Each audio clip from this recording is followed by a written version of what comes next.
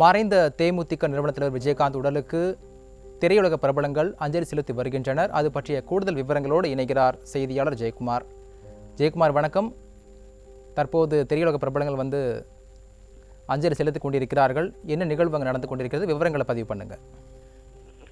கண்டிப்பாக மார்ஷல், தேமுதிகனுடைய நிறுவன தலைவர் கேப்டன் விஜயகாந்தினுடைய உடலுக்கு அஞ்சலி செலுத்திய பிறகு நடிகர் சூப்பர் ஸ்டார் ரஜினிகாந்த் தனது அவரோடு பழகிய அந்த அனுபவங்களை எல்லாம் செய்தியாளரிடம் பகிர்ந்து கொண்டார். எப்படிப்பட்ட ஒரு நேர்மையான மனிதர் அவர்! கேப்டன் என்றால் அவர்தான் கேப்டன், அவருக்கான அந்த பெயர் உண்மையிலேயே பொருந்தும் என்று தெரிவித்திருந்தார்.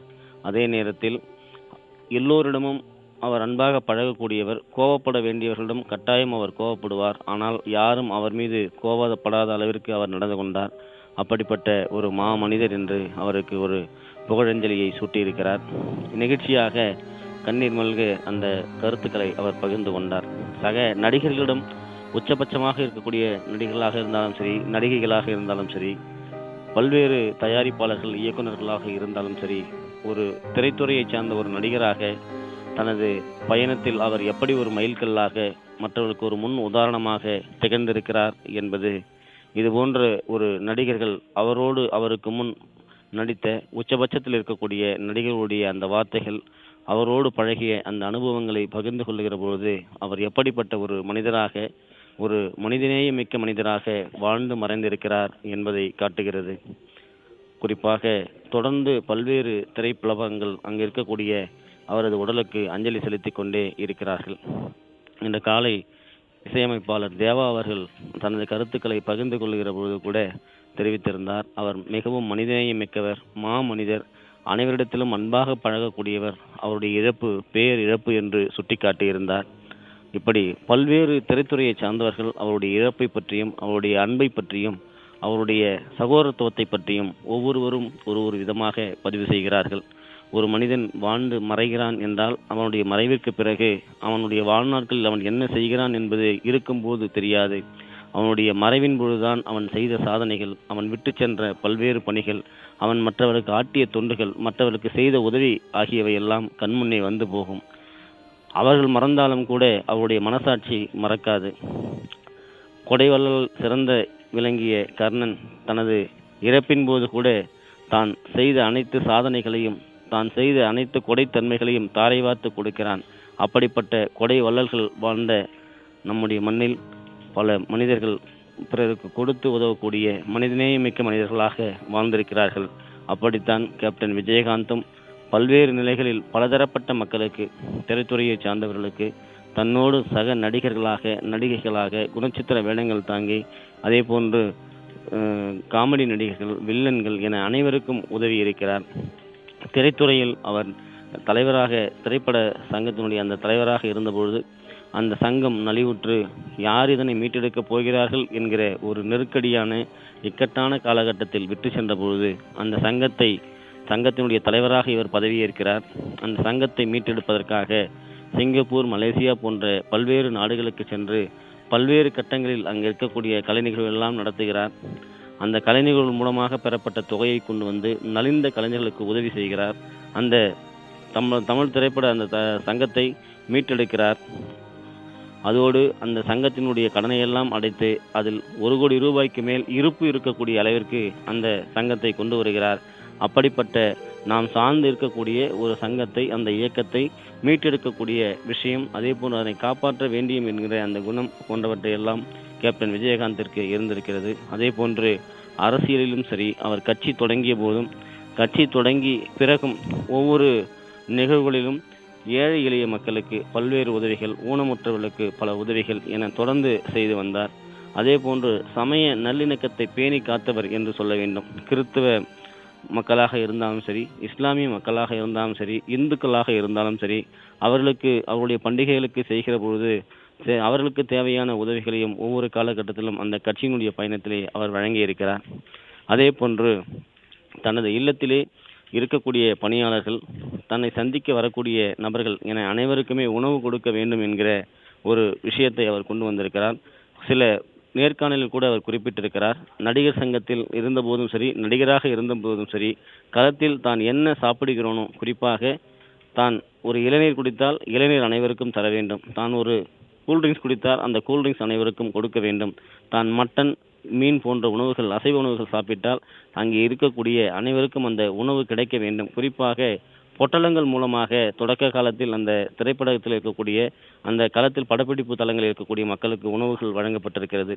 இவர் நடிகர் சங்கத்தினுடைய தலைவராக வந்த பிறகு, இவர் நடிகராக உச்ச நிலையை அடைந்த பிறகு அங்கு வரக்கூடிய அனைவருக்கும் வாழை இலை வைத்து உணவு பரிமாற வேண்டும் என்கிற ஒரு கட்டாய நிலையை கொண்டு வந்து அது அனைவரும் பின்பற்றுகிற அளவிற்கு இவர் நடிகர் சங்க தலைவராக இருந்தபோது அதனை செய்து காட்டியிருக்கிறார். அதனை நான் மிகவும் கர்வமாக கூட சொல்ல கடமைப்பட்டவனாக இருக்கிறேன் என்று அந்த நேர்காணலில் அவர் பதிவு செய்திருக்கிறார்.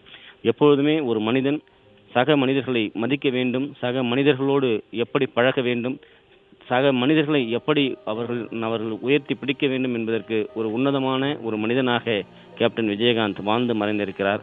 அப்படிப்பட்ட கேப்டனுடைய மறைவு என்பது அவருடைய குடும்பத்தாருக்கு, குறிப்பாக அவருடைய பிள்ளைகளாக இருக்கக்கூடிய விஜய் பிரபாகரன், சண்முக பாண்டியன், அவரது மனைவி பிரேமலதா விஜயகாந்த், அவருடைய உறவினர்கள் என அனைவருக்குமே பேர் இழப்பாகும். மதுரை அருகே இருக்கக்கூடிய விருதுநகர் அருப்புக்கோட்டையில் இருக்கக்கூடிய பகுதியில் பிறந்த விஜயகாந்த் தொடர்ந்து பல்வேறு நிலைகளில் உயர்ந்திருக்கிறார். சாதாரணமாக ஒரு அரிசி ஆலையில் தனது தந்தையாக இருக்கக்கூடிய அழகர்சாமி, தாய் ஆண்டாளுக்கு சொந்தமான ஒரு ரைஸ் மில்லில் பணியை தொடங்கி சினிமாவின் மீது இருந்த தீராத காதல் ஆர்வம் காரணமாக சென்னையை நோக்கி வந்து திரைத்துறையில் பல்வேறு இடர்களை சந்தித்திருக்கிறார். அதனையும் அவர் ஒரு நேர்காணலில் குறிப்பிட்டிருக்கிறார்.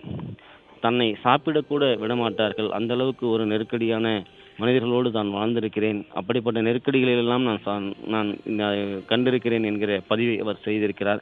அதுபோல மற்றவர்கள் யாரும் செய்துவிடக் கூடாது என்பதற்காகத்தான் நான் சாப்பிடுகிற உணவு அனைவருக்கும் கிடைக்க வேண்டும் என்கிற எண்ணம் எனக்கு வந்தது என்பதையும் அவர் நினைவு கூர்ந்திருக்கிறார். அவர் குறிப்பாக தேவக்கோட்டை பகுதியில் இருக்கக்கூடிய ஒரு பிரிட்டோ என்கிற உயர்நிலைப் பள்ளியில், அதேபோல் மதுரை இருக்கக்கூடிய நாடார் உயர்நிலைப் பள்ளியில் 10ஆம் வகுப்பு வரை படித்திருக்கிறார். அதற்கு மேல் அவர் படிக்கவில்லை. தனது தந்தையாக இருக்கக்கூடிய அழகர்சாமியினுடைய அந்த அரிசி ஆலையில் நிர்வாகத்தை கவனித்திருக்கிறார். பிறகு திரைத்துறையை நோக்கி அவர் பயணித்திருக்கிறார். சினிமாவின் மீது ஏற்பட்ட காதல், திரைத்துறையில் சாதிக்க வேண்டும் என்கிற எண்ணம் 1979 இயக்குனர் கஜாவினுடைய இயக்கத்தில் வெளிவந்திருக்கக்கூடிய இனிக்கும் இளமை என்கிற திரைப்படத்தில் சிறு கதாபாத்திரத்திலேயே தனது திரைப்பயணத்தை அவர் துவங்கி இருக்கிறார். திருப்பம் தந்த ஒரு திரைப்படம் என்றால் சட்டம் ஒரு இருட்டறை என்கிற அந்த திரைப்படம் 1980ஆம் ஆண்டு வெளிவந்தது. தூரத்து இடிமுழக்கம் என்கிற திரைப்படத்தில் முக்கிய வேடமேற்று நடித்த ஒரு நிலையான இடத்தை சினிமாவில் பிடிக்கிறார் கேப்டன் விஜயகாந்த். 1981 இயக்குனர் S.A. சந்திரசேகரனுடைய இயக்கத்தில் நாயகனாக நடித்து வெளிவந்த சட்டம் ஒரு இருட்டறை என்கிற திரைப்படம் மிகப்பெரிய ஒரு வெற்றி படமாக அவருக்கு அமைந்தது. விஜயகாந்தினுடைய திரைப்பயணத்தில் இது ஒரு மிகப்பெரிய திருப்பத்தை அவருக்கு கொடுத்தது. அடுத்த கட்டமாக தொடர்ந்து ஒரு வளர்ச்சி நிலையை கேப்டன் விஜயகாந்த் எட்ட தொடங்குகிறார். தன்னை ஒரு ஆக்ஷன் ஹீரோவாக பல்வேறு கதாபாத்திரங்களில் அவர் நடிக்க தொடங்குகிறார். தன்னால் குணச்சித்திர வேடமேற்று நடிக்க முடியும், அதிலும் வெற்றி பெற முடியும் என்பதை நிரூபித்து காட்டுகிறார். குறிப்பாக இயக்குனர் R. சுந்தரராஜனுடைய இயக்கத்தில் 1984ஆம் ஆண்டு வெளிவந்திருந்த வைதேகி காத்திருந்தால் என்கிற திரைப்படத்தில் மிகப்பெரிய ஒரு வெற்றி கொடுத்த ஒரு திரைப்படம். அதன் பிறகு அம்மன் கோயில் கிழக்காலே, தழுவாத கைகள், ஊமை விழிகள் போன்ற இவருடைய பேர் சொல்லும் படங்களாக அமைந்திருந்தன. இந்த படைப்பினுடைய உச்சம் என்பது தொடர்ந்து கை கொடுத்தது. 1991ஆம் ஆண்டு இயக்குனர் R.K. செல்லுமணியினுடைய இயக்கத்தில் வெளிவந்த மிகப்பெரிய வெற்றி திரைப்படமாக கேப்டன் விஜயகாந்துக்கு கேப்டன் பிரபாகரன் என்கிற திரைப்படம் அமைகிறது. இந்த திரைப்படம் விஜயகாந்திற்கு 100வது திரைப்படமாகும். பல்வேறு நிலைகளில் தனது உயர்வை எட்டிக்கொண்டே செல்லக்கூடிய விஜயகாந்த் கேப்டன் என்கிற அந்த மரியாதைக்குரிய அடைமொழியை இந்த கேப்டன் பிரபாகரன் என்கிற இந்த திரைப்படம் அவருக்கு பெற்று தந்தது. அதனாலே தான் இன்றைக்கு கேப்டன் விஜயகாந்த் என்று தமிழ் மக்களால் அவர் அழைக்கப்படுகிறார். கடைசி திரைப்படம் 2010ஆம் ஆண்டு வெளிவந்த விருதகிரி என்கிற படத்தில் அவர் நடித்திருக்கிறார். இந்த படத்தில் அவரே இயக்கியிருக்கிறார். குறிப்பாக அவரது இயக்கத்தில் 2015ஆம் ஆண்டு வெளிவந்த சகாப்தம் என்கிற ஒரு சிறு கதாபாத்திரத்தில் விஜயகாந்த் நடித்திருக்கிறார். தனது ரசிகர்களை திரையில் பார்த்த கடைசி படம் இதுதான் என்று தெரிய வருகிறது. சினிமாவில் இருந்து அவர் அதன் பிறகு உடல்நிலை காரணமாக பல்வேறு சிகிச்சையின் காரணமாக ஓய்வெடுக்க தொடங்கிவிட்டார். விஜயகாந்தினுடைய முழுநேர அரசியலும் அந்த காலகட்டத்தில் தொடங்கி அவர் பல்வேறு பரிணாமங்களில் அரசியலும் பிரகாசித்தார். அரசியலில் அவர் பல்வேறு தளங்களில் தன்னை நிலைநிறுத்திக் கொண்டார். குறிப்பாக 1999ஆம் ஆண்டு நடிகர் சங்கத்தினுடைய தலைவராக கேப்டன் விஜயகாந்த் தேர்ந்தெடுக்கப்பட்டார். பல ஆண்டுகள் தன்னால் அடைய முடியாத பல்வேறு நிலைகளில் அந்த பொறுப்பை ஏற்ற பிறகு நடிகர் சங்கத்தினுடைய பல்வேறு நெருக்கடியான சூழ்நிலைகள் எல்லாம் நாம் ஏற்கனவே குறிப்பிட்டது போல தவிடுபொடியாக்கி பல்வேறு சோதனைகளை சாதனையாக்கி நடிகர் சங்கத்தை மீட்டெடுத்தார். சிங்கப்பூர், மலேசியா போன்ற பல்வேறு நாடுகளில் வாழக்கூடிய தமிழர்கள் வாழக்கூடிய பகுதிகளுக்கு சென்று நட்சத்திர கலை விழாக்களை நடத்தி இருக்கிறார். அதற்காக பல்வேறு சிரமங்களை அவர் அனுபவித்திருக்கிறார். நலிவடைந்த கலைஞர்களுக்கு உதவி செய்வதற்காக அந்த கலைஞர்களுடைய வயது மூப்பின் காரணமாக ஓய்வு பெறுகிற போது அவருக்கு ஓய்வூதிய திட்டம் ஒன்றை அறிமுகம் செய்து அவர்களுடைய வாழ்க்கையிலும் அவர்களுடைய தேவைகளை பூர்த்தி செய்வதற்கு அது ஒரு உறுதுணையாக இருக்கும் என்று அந்த திட்டத்தை கொண்டு வந்து செயல்படுத்தி காட்டினார். பெரும் தொகையை அதற்காக அவர் ஒரு வங்கிகளில் டெபாசிட் செய்திருக்கிறார். 2002ஆம் ஆண்டு காவிரி நதிநீர் பிரச்சனை வருகிறது. அனைத்து நடிகர்களையும் ஒன்று திரட்டி நீர் தராத கர்நாடகாவிற்கு மின்சாரம் இல்லை என்கிற முழக்கத்துடன் ஒரு மாபெரும் போராட்டத்தையும் அவர் நெய்வேலியில் நடத்தி காட்டினார். சுமார் 35 ஆண்டுகள் திரைத்துறையில் சாதனை செலுத்திய விஜயகாந்த் 2005ஆம் ஆண்டு செப்டம்பர் 14ஆம் தேதி மதுரையில் தேசிய முற்போக்கு திராவிடர் கழகம் என்கிற அந்த கட்சியை தனது அரசியல் பயணத்தை தொடங்குகிறார். 2006இல் நடந்த தமிழ்நாடு சட்டமன்ற தேர்தலில் 234 தொகுதிகளிலும் போட்டியிட்டு அதிலே அநேக இடங்களில் அனைத்துமாக அவர் தோல்வியையே தழுவக்கூடிய ஒரு நிலை இருக்கிறது. கணிசமான வாக்குகளை பெற்றாலும் கூட அதில் அவருக்கு வெற்றி என்பது இல்லை.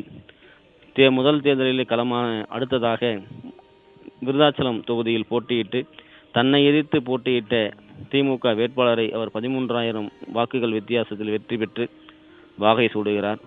அரசியல் பயணத்தில் அவர்களுக்கு மற்றொரு அத்தியாயமாக சட்டமன்ற உறுப்பினராக செயின்ட் ஜார்ஜ் கோட்டையிலே அவர் அடியெடுத்து வைக்கிறார். 2011ஆம் ஆண்டு நடைபெற்ற சட்டமன்ற தேர்தலில் அதிமுகவுடன் கூட்டணி அமைக்கிறார். 49 தொகுதிகளில் போட்டியிட தேமுதிக அதிமுகவினுடைய பலம் இரட்டை இலை சின்னத்தினுடைய அந்த மக்களிடம் இருந்த மிகப்பெரிய மவுசு. இதன் காரணமாக தேமுதிகவிற்கு 29 இடங்கள் கிடைத்தது.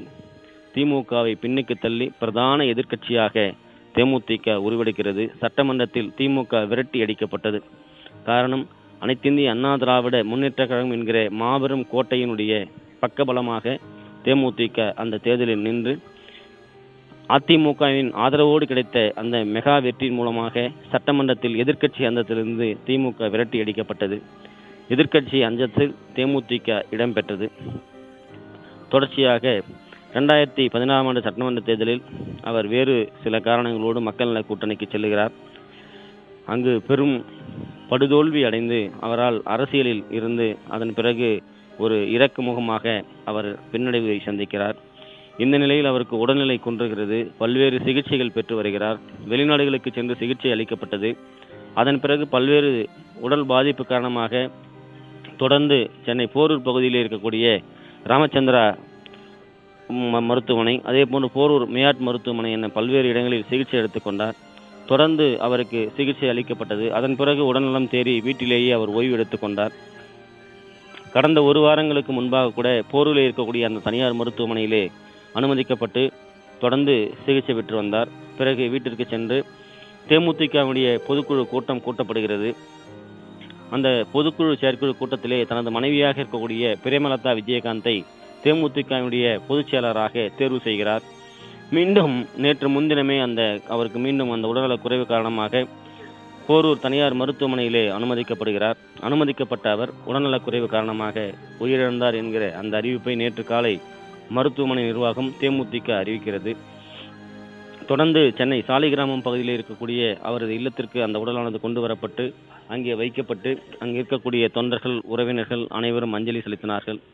அதன் பிறகு அங்கிருந்து ஆம்புலன்ஸ் மூலமாக கோயம்பேடு தலைமை அலுவலகம் கொண்டு வரப்பட்டு அங்கே வைக்கப்பட்டு நேற்று காலையிலிருந்து நள்ளிரவு இன்று அதிகாலை வரை ஏராளமான திரைப்பிரபலங்கள், பல்வேறு அரசியல் தலைவர்கள் என அங்கே குழுமி அஞ்சலியை செலுத்தினார்கள். தேமுதிகவுடைய தொண்டர்கள் பலர் கண்ணீரை காணிக்கையாக்கினார்கள். அங்கிருந்து ஆம்புலன்ஸ் மூலமாக கொண்டு செல்லப்பட்டு தீவுத்திடல் பகுதியில் இருக்கக்கூடிய அந்த தீவுத்திடல் வளாகத்திலே அவருடைய உடலானது வைக்கப்பட்டு அங்கு ஏராளமான பொதுமக்கள் இந்த காலையிலிருந்து சாறை சாறையாக கேப்டன் விஜயகாந்துக்கு தொடர்ந்து அந்த அஞ்சலியை செலுத்திக் கொண்டிருக்கிறார்கள். பல்வேறு திரைத்துறையினர், நடிகர்கள், நடிகைகள், அதே போன்று அரசியல் தலைவர்கள், பொதுமக்கள் என தொடர்ந்து அஞ்சலி செலுத்தி வருவதை நம்மால் பார்க்க முடிகிறது. எப்படியெல்லாம் மக்களோடு மக்களாக அவர் வாழ்ந்திருக்கிறார், நடிகர்களோடு எப்படி பழகியிருக்கிறார், எப்படி ஒரு பண்பாளராக அவர் உயர்ந்து இருந்திருக்கிறார் என்பதை அனைவரும் பல்வேறு கருத்துக்களோடு பகிர்ந்து கொள்கிறார்கள். அப்படிப்பட்ட ஒரு மனிதரை தேமுதிக நிர்வாகிகள், தொண்டர்கள், ஒட்டுமொத்த தமிழகத்தில் இருக்கக்கூடிய அவரது ரசிகர்கள் என அனைவருமே இழந்திருக்கிறார்கள். அந்த இழப்பினுடைய கண்ணீரை, அந்த இழப்பினுடைய துயரத்தை அவர்கள் செலுத்தக்கூடிய அஞ்சலியின் மூலமாக நம்மால் பார்க்க முடிகிறது. தொடர்ந்து அங்கு அஞ்சலி செலுத்தி வருவது, சாறை சாறையாக பொறுமையாக சென்று சலசலப்பில்லாமல் தங்களுடைய தலைவராக ஏற்றுக்கொண்டவர்கள், தங்களுடைய ரசிகர்களாக இருக்கக்கூடியவர்கள், தங்களுடைய கலைத்துறையில் சக நண்பர்களாக இருந்தவர்கள், சக உறவினர்களாக இருந்தவர்கள் என அனைவருமே அங்கு அஞ்சலி செலுத்தி வரக்கூடிய அந்த நிகழ்வுகளை பார்க்க முடிகிறது. வரிசை வரிசையாக, சாறை சாறையாக, எறும்புகள் போல அவர்கள் கடந்து சென்று அந்த அஞ்சலியை, தங்களுடைய இதயபூர்வமான கண்ணீர் அஞ்சலியை தங்களுடைய தலைவனுக்கு, தங்களுடைய ரசிகனுக்கு, தங்களுடைய நண்பனுக்கு, தங்களுடைய உறவுக்கு செலுத்தி கொண்டிருக்கிறார்கள் என்பது குறிப்பிடத்தக்கது.